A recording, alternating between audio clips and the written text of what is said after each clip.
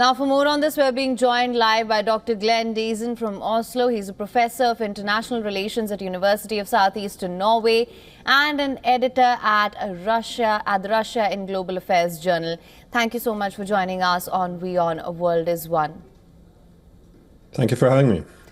To begin with, of course, we know that Pope Francis choreographed the funeral himself last year. This was his effort to just reverse and simplify the Vatican's rites and rituals. He wished to emphasize the Pope's role as a mere priest and not as a powerful man of this world. How do you think this reflects his legacy?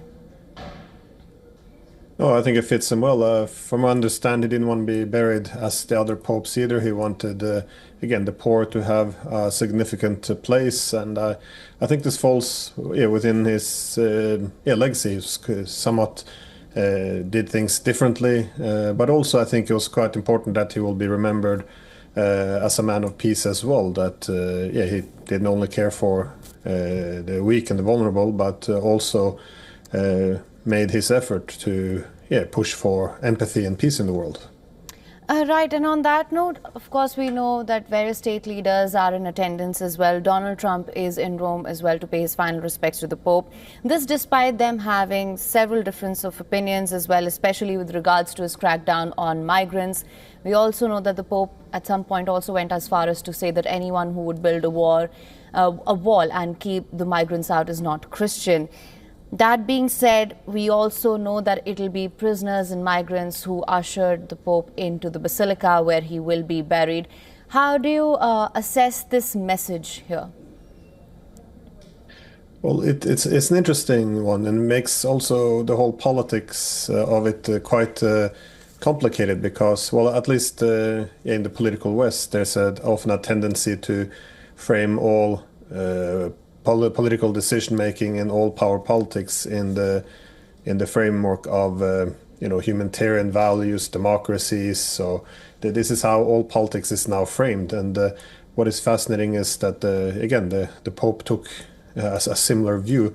That is, he wanted to human rights and to be at the center, but of course divorced from politics. So you didn't necessarily see that the political corruption of human rights and these values. So for that reason, I think he often came a bit in if not conflict, tension. We saw this some tensions with the Americans over the border wall. We saw it with Israel, given that he expressed too much sympathy for the Palestinians. We saw it also in Ukraine, that he didn't want to divide the world into good versus evil, but he wanted to prioritize mutual understanding and peace.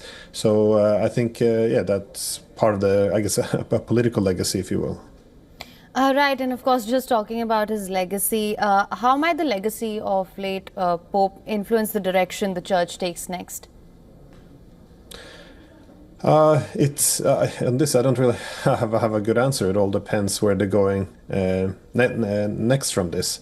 It's always been a bit of a difficult position, because to what extent should the Church just be a guidance for morality, or should it lean in on politics? Because again, politics is very much intertwined with morality, and again, people have different perspectives. I think that the religion and the Church has an important role in international affairs, because religion has a permanency to it. That is, that morality is rooted in the divine and the eternal. In other words, it can't be changed. This can be, some would argue this could be negative, but it's also positive, as it prevents moral relativism. There's also an argument from Friedrich Nietzsche to Fyodor Dostoevsky, because I guess in these days you see, for example, that with diplomacy, it used to be path to peace. Now it's appeasement. Mutual understanding was a virtue. Now it's presented as legitimizing evil. We used to argue sending weapons to countries of war was bad. Now it's good. Peace used to depend on the avoidance of war. Now war is the path to peace. So morality can always switch, be argued this way or that way, and we can end up with this moral relativism. I guess the benefit, the role that the Catholic Church can bring to the world is that it has certain permanent principles. And I think in these days of moral relativism, it's really, again, an important contribution, and the fact that they can actually have that the Pope and the Catholic Church, that they have a certain degree of autonomy because they answer to God and a permanent divine principle. So he's not captured by politics, as you see, media, journalists across the board. Everyone has to fall in line with the politics of the day. You see that the Pope didn't have this constraint. So this might be a legacy that the Church continues. Right.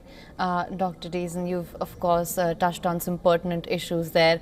Thank you so much for joining us on WION World as One with your insights on this. Thank you so much for your time.